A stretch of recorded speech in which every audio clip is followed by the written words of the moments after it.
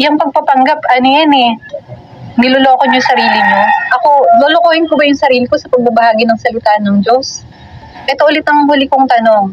Pag namatayan kayo ng 2 anak within 1 year, magkasunuran na matay, magpapanggap ba kayo? Sana hindi mangyari sa inyo na mamatayan kayo ng 2 anak para magpanggap. At isa pa po, wala akong pakialam at hindi po big deal sa akin kung natutuwa o hindi sa akin yung mga tao. Ang importante po sa akin ay sinasabi ko kung anong sinasabi ng Diyos. At ang importante po sa akin, nagbabasa ako ng Bible at Bible lang ang pinaghahawakan ko, hindi ang kung ano-anong sabi-sabi. Alam niyo ba ang impluwensya ni Satanas? Pipigilan niya kayo na magbasa ng Biblia. Gusto ni Satanas na mamatay kayo na hindi kayo nagbasa ng Biblia. Yan ang katotohanan. Nakakatakot ang impyerno, yan ang hindi ko nababalikan. Dahil ipinakita sa akin ng Diyos kung anong meron sa impyerno.